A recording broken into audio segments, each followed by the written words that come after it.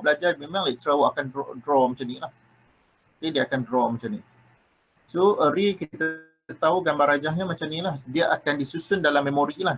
Okay, dia akan diletakkan dalam memori macam ni. So array, dan kita faham bahawa dia akan ada name array name misalnya X. Dan kemudian diikuti dengan dia punya positionnya. Position lazimnya kita akan represent dengan index 1. Kemudian kita ada X2 dan seterusnya lah. Sampailah kita ada kat sini X maximum -1. Okay, kita akan dah macam tu lah. Ini adalah konsep array. So that's why kalau awak tengok dari segi gambar rajah array ni, bahawa data yang disusun di dalam array dia adalah dalam formatting yang tertentu. Let's say kalau you ada data sini katakan is a 20, di sini is a 70, let's say di sini is a 90, okay, katakan di sini you ada 50, okay, something like this. So dikatakan disusun dalam sedemikian rupa dalam struktur yang tertentu. When you refer to the 70 ni duduk sebelah 20 dan dia duduk sebelah 90 kalau you duduk di untuk access. So maksudnya untuk access to the value 7, maksudnya value 7 ni duduk di index 1 dan index 1 ni berada di sebelah index 0 dan di sebelah index 2. So bermaksud dia disusun sedemikian rupa. So secara analoginya, apabila awak lihat macam ni, andai kata kalau saya nak tambah sesuatu value baru, katakan saya nak tambah value 100 dan saya nak tambah di posisi 0, di indeks 1. So apa yang perlu lakukan? Awak tak boleh ambil 100 tindan dekat 70. So kalau awak ambil 100 tindan dekat 70, konsep variable masih lagi di situ. Konsep variable maksudnya di dalam sesuatu tempat di dalam memori yang hanya boleh disimpan dengan satu value at one time. So you can only store one value at one time. So that's why what you have to do, you have to shift lah. Awak akan lakukan proses shift. So apabila you lakukan proses shift tu, maka you perlu ubah struktur fizikal. Okay, bila kita lakukan proses shift, ini kita lakukan lah. Bermula daripada indeks 0 awak. Okay. X1, kita nak masuk di X1. So apa yang perlu kita lakukan? Maka kita akan lakukan proses shift. Okay, ni X2 dan X3. So apa yang perlu kita lakukan? Maka kita akan lakukan proses shift lah. So 20 is a remain, tapi 100 kita nak ambil posisi 1. So 100 kita letak sini. Maka 70 ni dia akan bergerak ke sini lah. Okay, 90 akan bergerak ke sini dan seterusnya. So awak dapat lihat bahawa 70 ni dia shift kepada posisi 1 ke posisi yang kedua. Maksudnya indeks 1 dia bergerak ke indeks yang kedua. 90 ni indeks yang kedua dia bergerak kepada indeks yang ketiga. Ini yang dikatakan the main problem apabila you menggunakan array list. Okay, ini dipanggil sebagai linear.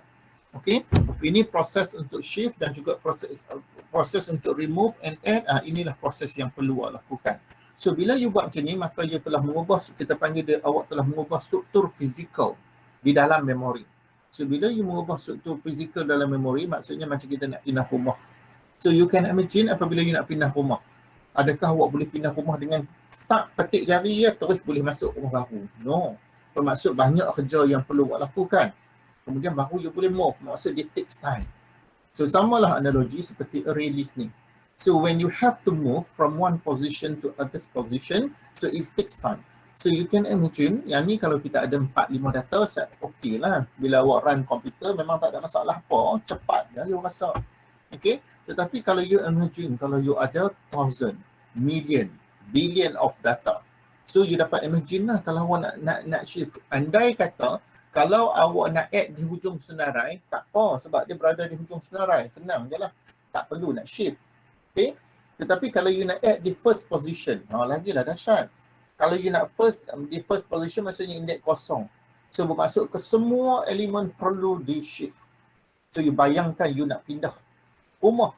Kalau you ada billion of data, bermaksud semua billion of data tu, then you have to shift. So bermaksud ini akan melibatkan masa yang sangat panjang. Ini adalah masalah utama. Orang kata main issue apabila you menggunakan array list. Tetapi ini merupakan kaedah konvensional lah.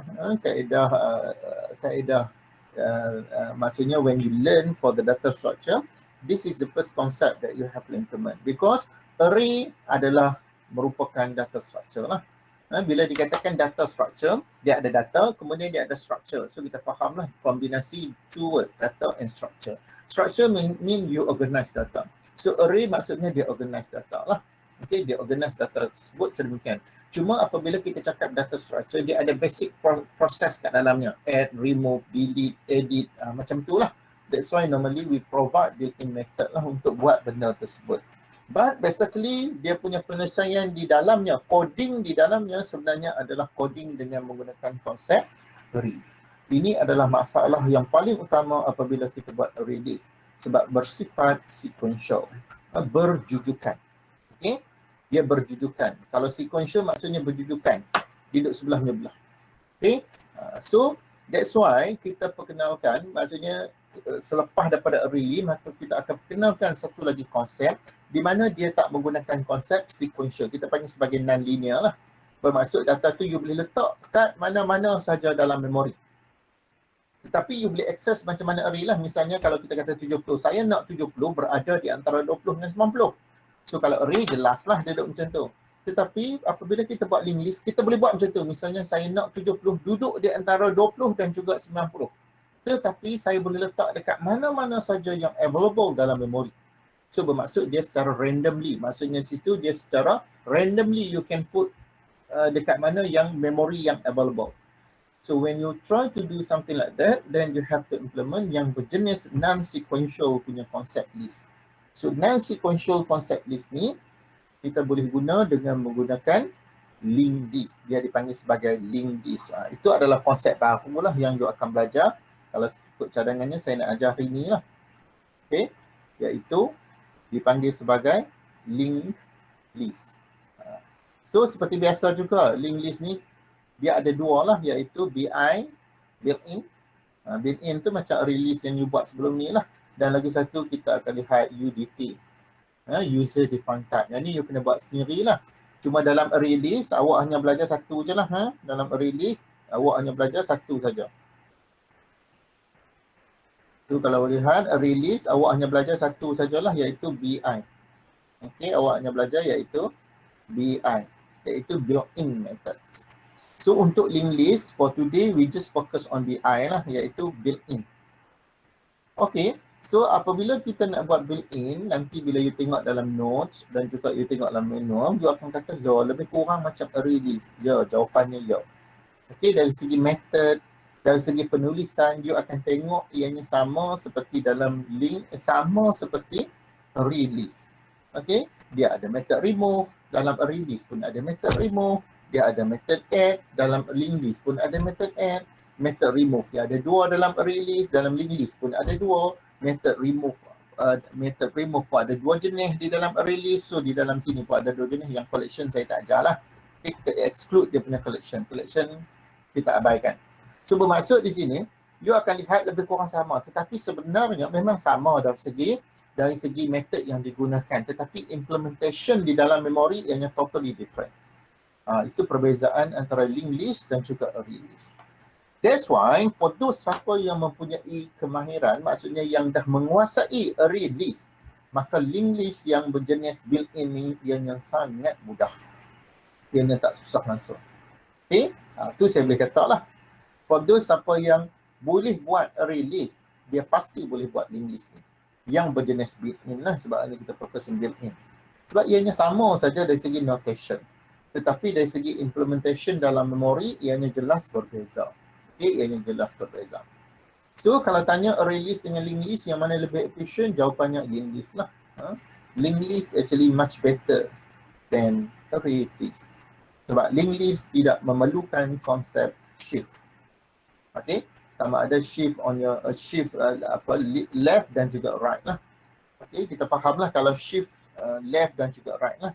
Kalau kita nak add, selalunya kita akan shift ke kanan lah. Kalau kita nak remove, selalunya kita akan shift ke kiri lah. Kalau remove, maksudnya contohnya kalau 70 ni saya nak delete. Kita not simply boleh delete macam ni sebab array. Kalau array ni maksud kita tak boleh delete macam ni. Kalau kita delete tak bubuh apa-apa data kat sini, berlakulah pembaziran ruang. Kita tak boleh buat macam tu. So apa yang perlu kita lakukan? Kita kena shift 90, kena move kepada posisi 70. Next data kena move kepada 90. So konsepnya di sini masih lagi menggunakan shift. Cuma shiftnya akan bergerak ke ke kiri. Itu konsep. So dengan itu kalau kita buat array list, maksudnya di sini dari segi konsep untuk shift ni, maka confirm lah you tak boleh abaikan. Memang benda ni you akan sentiasa berjumpa. Okay, you are lucky, maksudnya jikalau awak remove sesuatu benda di hujung senarai. Kalau ianya berada di hujung senarai, you nak remove ataupun you nak add, jawapannya tak perlulah laku sebarang proses shift. Tetapi kita bukan bernasib baik selalu. Kadang-kadang data tu berada di tengah, dia berada di depan. So kalau ianya berada di tengah dan depan, maksudnya you tak bolehlah lari daripada konsep shift. Ianya berbeza sama sekali kalau you implement dengan menggunakan linked list. Kalau menggunakan linked list, jawapannya tidak perlu shift. Sebab data tersebut, dia link. Nama pun link. Bila dia kata link ni, maksudnya dia dipaut. Dia macam ada ikatan. Okay, dia ada ikatan antara satu. Bila linked list, kita panggil sebagai node lah. Dia akan represent sebagai node. Okay. Kalau kita bercakap tentang linked list, kita tak represent data dalam macam tu lah. Selalunya bila kita ajar, kita akan represent data dalam bentuk node. Ni kita panggil node lah. Selalunya node ni dia ada dua komponen ataupun tiga komponen. Depend lah. Okay, kalau you buat berjenis maksudnya is a one way linked list. Linked list ni dia boleh ada doubly dan juga singly. Okay, bila dikatakan singly, maksudnya di sini dia boleh bergerak one way. Ini paling mudah sekali lah. Kita akan fokus on this one lah. Okay, untuk user defined type, kita akan buat yang ni lah. Berjenis singly, maksudnya dia bergerak one way, dia tak boleh patah balik. Konsepnya dia bergerak satu arah je. Okay, dia tak boleh nak patah balik. Kalau dia boleh patah balik, itu dia panggil sebagai doubly. So kalau dia boleh patah balik, bermaksud you have three component. So normally yang ni kita panggil sebagai node lah, nanti kita akan cakap. Ini kita panggil sebagai node. Lazim kita panggil sebagai node. So dalam node you have to fill satu komponen bahagian data, lazimnya ini bahagian data, dan satu lagi komponen bahagian address. Address ni lah yang akan link, yang mengandungi node yang berikutnya. So node yang berikutnya boleh berada di mana-mana saja dalam memori, tetapi ianya dipautkan macam you bagi link, you pegang dia. Okay, you pegang. Okay, you pegang node yang berikutnya. So node yang berikutnya pula akan pegang node yang mana yang dia nak link. So node berikutnya boleh pegang pula node yang so konsepnya, dan node ni boleh berada di mana-mana saja di dalam memori, tak ada masalah. Okay, so dari segi dari segi implementationnya, inilah akan berlaku. So kita akan discuss nanti lah. Tetapi maksudnya seperti mana saya kata, bahawa ianya sangat beruntung lah for those siapa yang boleh menguasai array list. Sama juga untuk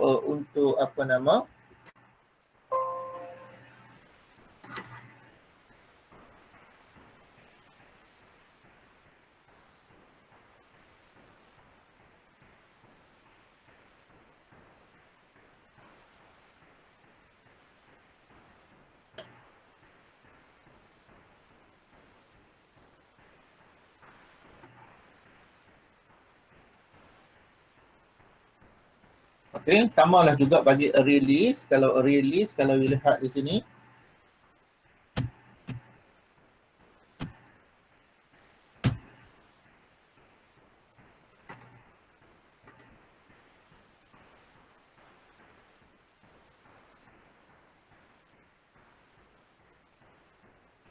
so kalau you lihat array list yang awak belajar ni, okay, kita ada dua bentuk lah. Dalam array list, you belajar dua bentuk lah, iaitu array list. So memang built-in, you focus on built-in. Sekarang you ada dua bentuk penyelesaian, sama ada kita buat data berjenis primitif, dan lagi satu kita ada data yang berjenis reference. Reference ni maksud dia merujuk kepada spesifik objek lah. Untuk you punya ni lah. Okay, contohnya kita ada kelas, misalnya kita ada kelas program, kita ada kelas student, something like that. Itu kita merujuk kepada spesifik. Dan primitif ni maksudnya kita fokus kepada primitif data type lah, sama ada ianya value data type ataupun dia berjenis reference primitive data type. Okay. So kalau yang ni kita dah lihat untuk value, contohnya macam ni lah. Integer, float, double, char, dan juga awak tahu baca sini boolean. B huruf kecil boolean. Dan kalau dia berjenis reference data type, kalau integer bermaksud dia guna huruf besar, full spelling. Ini berjenis primitif. Kalau float, F huruf besar lah. Okay, kalau double, D huruf besar. Dan kalau char karakter full spelling okay. Dan juga kalau boolean dia huruf besar B. Ini berjenis reference data type. Okay. So kita dah lihat lah dalam array list. Kalau kita lihat dalam array list, kebanyakan kita built in yang ada dekat sini dia adalah bersifat parameter dan juga return value type. Dari segi dia punya apa built in method ni, kalau you perhatikan built in method ni, okay, built in method ni apa yang perlu kita fokus? Satu, of course lah nama method tersebut, itu tak berbeza lah. Tetapi the most important yang perlu kita lihat dekat method tersebut iaitu satu is a return value type. Return value type, dan lagi satu yang perlu awak fokus juga iaitu dia punya parameter. Okay, ini adalah yang perlu awak beri perhatian lah. Contohnya kalau kita ada method add. Okay, method add ni, ni maksud saya add. Okay, kita ada yang ada satu parameter. Kalau lihat yang ada satu parameter data type kat depan ni dia berjenis objek. So yang ni you perlu fokus. Objek katakan O. Okay. Dan OB. Dan kemudian yang kedua dekat sini is a return value type. Dan kalau yang ada satu parameter add, return value type kat sini adalah berjenis boolean. Kalau you tengoklah dia berjenis boolean. Okay. Dan kita ada lagi satu method add yang ada dua parameter. Dekat sini adalah awak punya integer iaitu index awak. Dan yang kedua dia menerima parameter berjenis objek iaitu objek awak lah, obj. Dan dekat depan ni kalau you perhatikan ianya adalah berjenis apa dekat depan ni? Ini apa dekat depan ni kalau method add? Okay. Dia berjenis void. Okay. So kita tahulah. Okay. So kita kena fokus kat depan ni. Okay, kalau tengok kita fokus kat sini, kita tahu kalau guna satu parameter dia berjenis boolean. Boolean kita boleh agaklah method ni dia akan, kalau dia berjaya insert new element dia akan pulangkan nilai true. Okay. Kalau yang ni add yang ni, so apa yang dia akan buatlah. So kalau ianya berjenis void ataupun ianya berjenis void ataupun berjenis objek. Okay.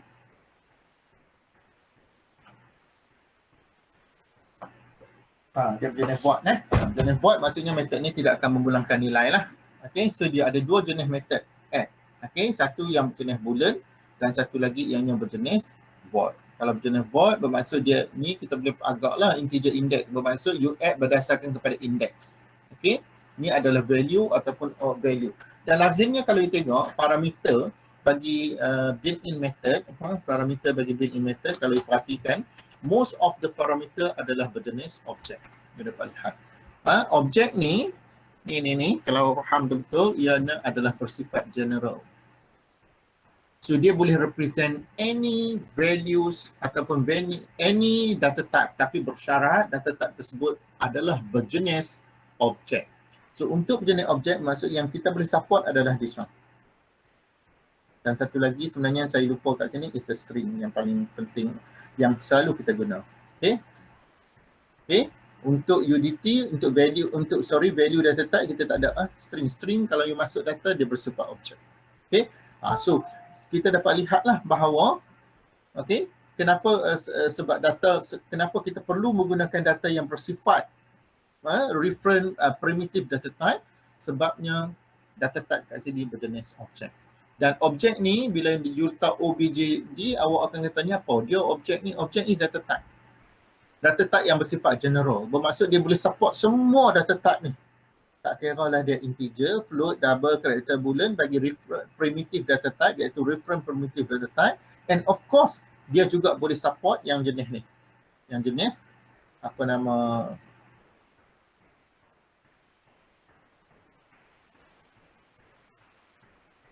yang berjenis this one. Okay, ni berjenis specific object. Kedua-duanya boleh support. Tak ada masalah. Dengan syaratnya ianya mestilah berjenis objek. Okay? So you kena make sure bahawa data yang you nak hantar kat sini dia mesti berada dalam sifat objek. Okay? Kalau ianya, that's why data yang paling mudah objek adalah stringnya. Sebab senang. Okay? Dan kalau ianya yang lain-lain, so you kena, bolehlah hantar, you kena convert lah kepada objek integer, objek float. Tak susah pun kalau nak convert. Tetapi tak, saya suka guna string lah, lebih mudah. Objek tu saya jadikan string. So that's why kadang-kadang bila student tanya, cik bila masuk data, jangan silap faham lah. Bila you masuk data, add, you buat add, you masuk sini 10 saya kata. So 10 ni value lah. You kata 10 ni value. So you kata tak ada masalah pun masuk. Memang betul lah. Sebab berlaku conversion kat belakangnya. Okay? Conversion kat belakangnya. Maksudnya ni value. Dia akan convert kepada objek. Kalau you nak guna this one, you kena make sure bahawa ianya objek. 10 ni mestilah objek. That's why lazimnya kalau nak edit objek, cara paling jelas ianya objek, saya akan bunyilah double quote. So bila double quote 10 ni, kita anggap ianya sebagai string. Okay, so ianya jelas. Okay, dan kalau you bubuh 10 sekalipun, tanpa benda macam ni, bila you compile, ianya masih lagi betul, tak ada masalah. Tetapi sebenarnya Java buat untuk awak lah. Dia ambil nilai 10 tersebut, dia convertkan kepada objek integer 10 secara automatik untuk awak. Okay, itu you kena jelas lah, kena faham. Itu konsep release. Okay, so ada soalan nak tanya apa, kena ingat release, you kena make sure bahawa you betul-betul faham dahulu release. Kalau tak faham release, ada masalah besar apabila you buat awak punya ni lah. Bila awak buat bahagian ni nanti. Bila awak buat berkenaan dengan link list nanti. Ada soalan nak tanya tak? Boleh tanya sebarang soalan. Cuma dia ada bentuk. Okay, bila kita buat release yang berjenis yang berjenis reference data type, berjenis reference data type dan juga yang berjenis primitive data type. So you kena faham kedua-duanya sekali lah. Okay, soalan boleh tanya kedua-duanya lah, sama ada yang berjenis reference ataupun dia boleh tanya yang berjenis primitive data type. So kedua-dua approach tersebut awak wajib tahu lah macam mana nak guna. Okay, wajib tahu. Dan tetapi lazimnya dalam final exam bentuk soalan yang ditanya, sebab awak masih ada final assessment, nisbah awak 60-40. So final assessment awak is a 40%. Okay, so bermaksud masih lagi, maksudnya kalau awak nak target 4A, bermaksud you tak boleh abaikan lah component for the final exam. But bear in mind, in order to maksudnya to enroll ataupun untuk ambil lah final exam ni, final assessment, you kena make sure bahawa attendance awak memenuhi 80%. So dia masih lagi kira, that's why jangan tak hadir kelas. So kalau kehadiran tu jangan lupa untuk diisi di dalam awak punya view future. Sebab toward the end saya akan calculate benda tersebut lah. Kalau you boleh dihalang daripada menduduki komponen final assessment. Final assessment tu macam final exam awak. So kalau awak tak ada komponen final assessment, dihalang daripada menduduki final exam tu, final assessment, so dikira awak gagal lah. Awak tak menghadiri exam tu kira gagal lah. Awak tak boleh kata assessment saya dah cukup dah. Assessment, tetapi you kena faham lah, maka assessment hanya boleh reveal kat awak 30% je. Walaupun awak punya komponen assessment awak 60%, tetapi awak hanya boleh tahu 30% daripada 60 markah tersebut. Selebihnya dia akan hide, dia tak akan bagi tahu kat awak lah. Okay, awak tak boleh tahu lebih daripada 50%. Awak tak boleh tahu maksudnya awak dah lulus. Okay, so kita akan hide lah benda tersebut. Nanti saya akan decide which assignment yang saya akan reveal dan yang mana yang saya tak akan reveal benda tersebut lah. Okay, itu dari segi komponen assessment. Ada soalan nak tanya tak? Awak kena ni bertanya. Kalau tak bertanya, mengajar seorang-seorang ni tak seronok lah. Awak kalau tak faham, awak tanya. Itu masalah awaknya, awak tak tanya tapi awak tak boleh buat. Itu masalah dia.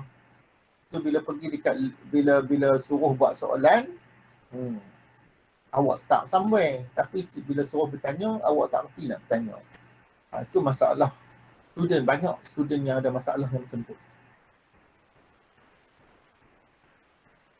Dia kalau tak tahu tu maksudnya bila you buat assignment, you tak boleh nak solve problem tersebut, ada masalah. Ada masalah. Kadang-kadang masalah tu berkait-kait dengan yang sebelum ni. Pada peringkat OOP pun, awak dah ada masalah. Awak dah lemah kat situ. That's why bila pergi kat sini, dia tambah lagi lah beban tersebut. Okay, sebab ada a few konsep di dalam OOP yang awak masih lagi tak strong lah. So that's why kadang-kadang bila kita cakap you tak dapat you tak dapat tangkap apa yang pensyarah tu cuba sampaikan. Macam saya cuba sampaikan, apabila saya cakap, saya boleh imagine benda tersebut. Okay? Saya boleh gambarkan benda tersebut lah. Okay? Saya boleh gambarkan benda tersebut. Tetapi awak tak boleh sampai tahap gambaran saya tersebut lah. Sebabnya kalau awak, maksudnya dari segi apa yang saya cuba sampaikan, saya gambarkan macam ni, tetapi bila sampai ke awak, awak tak boleh gambarkan benda tersebut. Kadang-kadang dia berkait rapat dengan awak punya terminologi yang digunakan pun awak masih lagi tak jelas. Okay? Kalau saya sebut parameter pun kadang-kadang awak tak dapat, macam tu lah. Parameter pun you tak boleh imagine apa benda parameter ni. Saya dalam kepala otak tak imagine lah parameter tu apa dia. Tetapi awak tak dapat.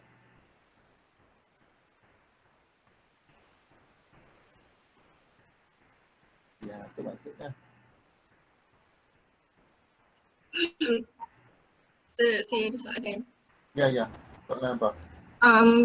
Untuk release kan, saya ada buat assignment lab miss saya lah. Miss ada bagi lab untuk input, masa input data tu kan guna load kan sir? Ya. Kenapa saya tak boleh letak release.size ni sir? Dia ada error. Dekat mana awak letak? Untuk dekat form. Masa awal-awal. Dekat 4 awak letak awal-awal tak boleh untuk input, awak tak boleh guna 4, awak tak boleh guna size. Untuk input tak boleh, awal tu tak boleh besar sebab size awak memang kosong pun. Saya ingatkan dia memang dah tahu size tu berapa sebab dia letak dekat atas kan. Okey, awak kena faham kalau awak guna method size ni, dia berbeza dengan length. Tu saya nak bagi tahu ni. So kalau awak menggunakan method dot size dengan length, ada dua benda yang berbeza. Tu kena faham. So kita ada iaitu method yang kita panggil sebagai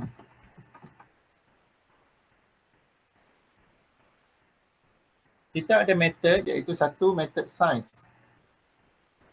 Ni method lah, ada buka kurungan tutup kurungan. So kalau list kita nama mylist dot size ni, dia akan pulangkan bilangan data. Dia akan pulang bilangan data dalam list awak. Dalam list. So kena faham. That's why untuk for the first time bila kita declare, contohnya kita declare sini array list. Awak letak my list. Okay. Sama dengan new. Mungkin awak rasa awak buat macam ni, array list. Lepas tu you letak initial capacity kat sini, contohnya 100. Okay. So kalau you buat for macam ni, for the first time, for awak buat macam ni, integer I sama dengan kosong. I kurang daripada my list dot size. Ni you silap faham lah ni. I plus plus. So kalau you buat my list dot size, dia bukan pulangkan nilai 100. Nilai 100 ni adalah awak punya extension untuk maksudnya bilangan data. Tetapi data tak perlu ada lagi dalam list. Size ni dia akan pulangkan bilangan data yang ada di dalam awak punya my list. Sekarang data tak ada lagi. So bila you buat integer I sama kosong, bila you buat mylist.size, dia akan pulangkan nilai kosong lah. Kosong kurang pada kosong, false lah. Bila false dia tak buat lah. Salah, dia keluar. Itu maksudnya size ni adalah awak punya bilangan data dalam list. You kena faham. Kita ada lagi satu yang you belajar dahulu di dalam OOP. Dalam OOP iaitu you suka guna length. You pasang nak array. Kalau array awak guna mylist.length. Array awak, kalau misalnya kalau you ada array awak nama X, awak boleh menggunakan selalunya kalau you guna array of object. Kalau you pasang array of object, dan kalau you nak tahu kita selalu guna sama juga macam ni, sebenarnya awak boleh juga guna mylist.length, length. Ni beza. Kalau awak kata length ni dia merujuk kepada kapasiti bagi array tersebut, iaitu dia merujuk kepada 100. Itu yang kena beza. So kalau you letak mylist.length dengan yang ni method, iaitu .size ni method lah. Sebab ada buka kurungan tutup kurungan ni. So method. So size ni dia pulangkan bilangan data dalam awak punya list. Sementara length ni dia pulangkan bilangan data maksimum yang boleh ada di dalam awak punya array list. So kalau you letak initial capacity .length ni, dia akan pulangkan nilai 100 lah. Itu you kena faham. Okay. So untuk first time memang tak boleh guna size lah. Selepas data dah ada. Maksudnya selepas awak lakukan proses input awak dekat sini. Okay, awak do your input. Lepas tu bila another 4, awak buat 4, yang ni tak apalah kalau you nak guna. Okay. I sama dengan kosong. Lepas tu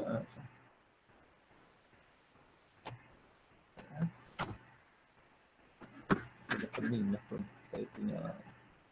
So kalau you guna 4, susah sikit nak guna tablet ni. Tablet bukannya smooth seperti whiteboard. Kalau whiteboard mudah lah kita nak tulis. Whiteboard very sensitive tablet saya ni. Okay. 4. So integer I sama dengan kosong I. Barulah kita boleh buat sini apa mylist.size. Ni tak apalah kalau awak nak buat benda ni. Sebab I++, sebab data dah ada. Okay, data awak dah ada dalam ni.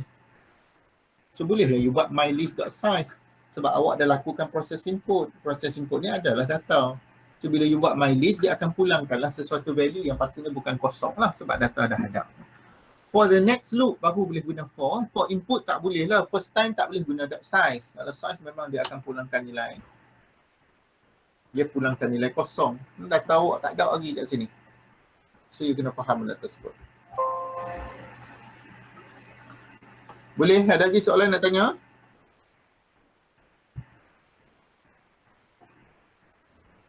Boleh, sir. Kalau ada soalan lagi nak tanya? Yang lain-lain semua boleh buat? Tak ada masalah. Awak ada jawab semua soalan tersebut. Dan soalan yang melibatkan apa nama reference data type. Soalan yang ketiga tersebut pun you boleh jawab. Dah kan? Boleh tak ada masalah kat situ. Yang berjenis apa? Yang berjenis reference data type. Soalan yang ketiga.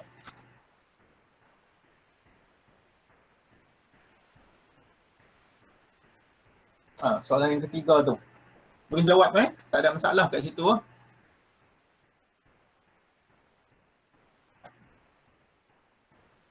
Boleh ke tak boleh? Kalau boleh, kalau boleh okey. Kalau boleh maksudnya minggu depan semua kena hantar So dalam lab minggu hadapan semua kena hantar. Maksudnya complete lah, siap dah. Sebabnya awak boleh jawab soalan nombor 3. So maksud kalau boleh jawab nombor 3 maksudnya you can submit by next week dalam lab Okay, tak ada masalah dari segi itu. Sebab soalan kita dah discuss question number 1. So question number 1 dan question number 2 tu sama je. Okay, cuma data type je berbeza. Soalannya sama exactly sebiji macam kat atas. So kalau boleh jawab soalan 1 maksudnya boleh jawab dah soalan yang kedua. Sebab data type je berbeza. Yang lain-lainnya semua sama. Okay. Kecuali question number 3. Question number 3 ni bermaksud awak hanya boleh guna apa yang method diberi dalam soalan tu saja. Yang tu you kena jelas. Misalnya method add. Method add dia cuma ada satu saja yang berjenis boolean. So maksudnya wajib guna yang tu. Method remove bermaksud kita ada remove, kalau dia berjenis boolean juga bermaksud you wajib menggunakan yang tu. You tak boleh guna remove yang satu lagi yang ada dalam awak punya manual tu. Dalam manual kan method remove kita ada 2 jenis. Method add kita ada 2 jenis. So you tak boleh guna. Okay, you tak boleh guna.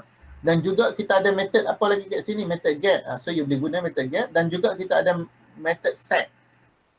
Maksud kita kena guna sebab method yang diberi dekat sini, maksudnya method yang diberi dalam soalan ni, kalau you jawab soalan dekat bawah, ada sesuatu method yang you tak guna, so terang-terangan ianya salah. You ada buat sesuatu mistake. So bermaksud nak jawab ke semua dalam final exam macam tu je you boleh tahu. So dalam final exam, method yang diberi adalah method yang awak wajib gunakan dalam penyelesaian. Dia tak akan beri sesuatu method yang awak tak guna. So dengan itu nak jawab soalan ni, kalau dia kata public array list, dia tak ada initial capacity dalam dia. So you jangan pandai-pandai bubuh lah. Memang you ada 2. Tetapi soalan ni dia suruh guna apa yang dia tertera dekat soalan tersebut. So bermaksud dia suruh guna public array list yang tiada parameter. So jangan letak parameter. Okay, so maksudnya macam tu. So mesti guna ke semua method yang diberi di dalam kelas array list tersebut. So method-method ni awak bacalah. Sementara untuk bahagian kelas produk tu, awak janganlah design seperti mana dalam soalan ni, awak kena buat complete program lah. Okay, bermaksud you kena bina kelas produk, kemudian you kena buat normal, kemudian dia ada, bila dia ada normal constructor, bermaksud itu faham lah, dia suruh guna normal constructor lah. Awak tak perlu menggunakan default constructor untuk create awak punya objek. Okay, seterusnya kita ada setter dan kita ada getter, dan juga kita ada printer. Bermaksud ini je method yang ada. So method processor tak ada kat sini. Jangan pandai-pandai pergi buat processor. Sebab soalan tak suruh buat. Kita ikut kehendak soalan. So kalau kita tengok sini, processor tak ada kat sini. So tak perlu buat processor. Okay. Tetapi kalau kita tengok parti pula soalan dekat bahagian bawah ni, bila dia kata ni, dia suruh buat main program lah dekat soalan bawah ni. So bila buat main program kat sini, so dia ada suatu proses kat sini lah untuk kira total price dia. Total price dia bagi tahu berdasarkan kepada dia punya price dan juga quantity. So maksudnya prosesnya berlaku dekat main nantilah. And of course you have to guna getter lah. Cuma dekat sini apabila awak menggunakan berjenis reference data type, you kena gunakan proses casting lah. Casting ni wajib ada. Casting tahu tak apa dia? Saya rasa you dah belajar kan? Casting dulu dalam OOP. Ingat tak? Awak nak lakukan proses casting apabila you buat OOP kan? Apabila melibatkan bug inheritance ataupun polymorphism. So bila inheritance dan polymorphism, apabila dia melibatkan relationship many to one, iaitu you ada banyak subclass dan you ada satu superclass. Konsep inheritance dalam Java memang kita ada single parent lah. Kita cuma ada parent kat atas dan kita boleh ada banyak chart kat bawahnya. Okay? So bila you ada situasi yang sedemikian, maka proses casting ni awak harus perhalusi lah, sama ada nak guna ataupun. Proses casting ni maksudnya bukan benda yang wajib lah, tetapi maksudnya most of the time kalau awak ada relationship many to one relationship dan you buat dekat inheritance especially, maka awak terpaksa melakukan konsep you terpaksa lakukan casting. Dia berbeza kalau kita buat polymorphism. Polymorphism kadang-kadang casting tu kita boleh abaikan walaupun you have many to one relationship. Okay, so adalah saya rasa yang benda-benda tersebut telah diajar oleh lecturer awak semasa lepas lah. Okay, so benda tersebut you boleh apply dekat sini. You akan nampak lah. Kita tahu kenapa kita perlu casting, kenapa tak perlu casting.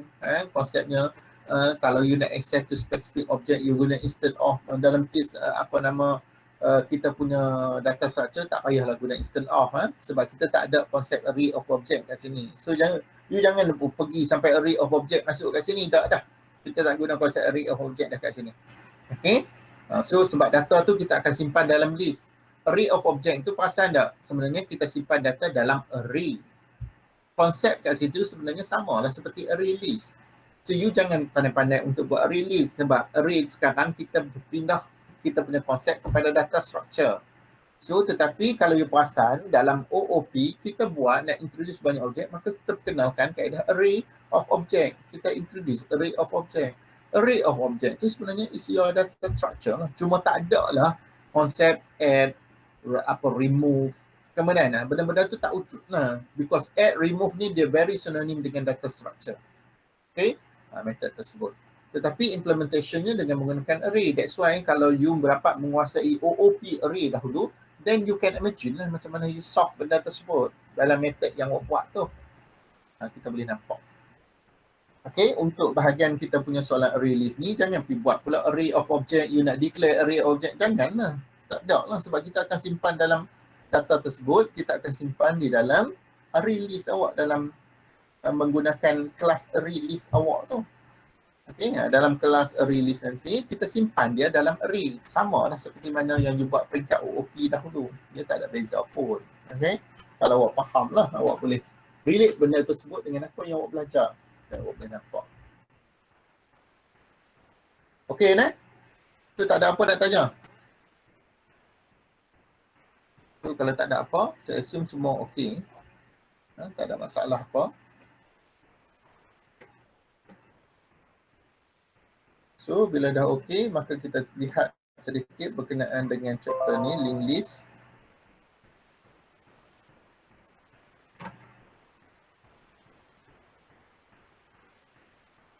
Okay, this one adalah awak punya untuk link list berjenis built-in. Sebab saya bagi tahu array list kita dah lihat dah yang berjenis built-in, dan juga link list pun kita akan lihat. So secara theoretical saya boleh katakan penulisannya awak akan lihat sama sebiji seperti di dalam array list. Tak ada beza pun. Okay, tetapi implementation di dalam memori ianya totally different. Yang tu you kena faham lah. You kena faham. Cuma saya akan tunjuk dari segi notation dia lah.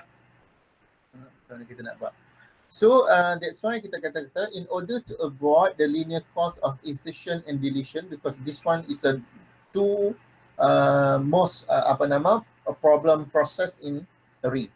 Okay, we need to ensure that list is not stored contiguously lah, maksudnya secara sebelah menebelah lah. Since entire part of list will need to be moved lah. Okay, the linked list consists of series of object called node. So bila kita cakap berkenaan list, maka kita akan panggil ianya dipanggil sebagai node lah. Kita dipanggil sebagai node of the list, which are not necessary adjacent in the memory. Ini perbezaan